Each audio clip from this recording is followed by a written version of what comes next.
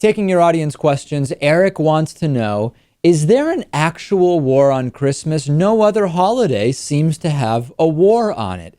Very astute observation, Eric. The answer is no. There is no war on Christmas. Do not let Sarah Palin's books distract you. Do not let Sean Hannity and Bill O'Reilly's coverage of the so-called war on Christmas fool you. The war on Christmas does not exist. This is a predominantly Christian country.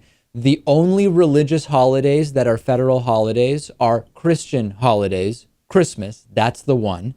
There is absolutely no reason to think that because there cannot be school organized prayer, that is in any way an attack on Christianity. In fact, the fact that mostly Christians find that to be an attack confirms that there really is no war on Christmas, Lewis, because you would think that if no prayer in schools really was, what am I trying to say? If Christianity really wasn't the kind of default religion in this country, we would be hearing from many other religions that they are worried about no prayer in school, but it is almost exclusively Christians who are worried about it, which in a way proves that they are in a position of, I don't know if I want to use power, but the default is Christianity in this country. Right.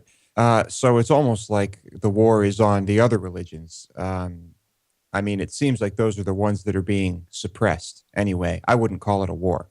No, I wouldn't call it a war, but you're making a good point, which is if we look in this country at the imposition or attempt to impose law based on religious doctrine, it is almost exclusively based on Christian doctrine, being against abortion, being against marriage equality, being against the teaching of evolution in science class, instead replacing it with the teaching of creationism. All of these things, which in some areas have passed, and in other areas it's very tough to keep them from passing, but it is happening.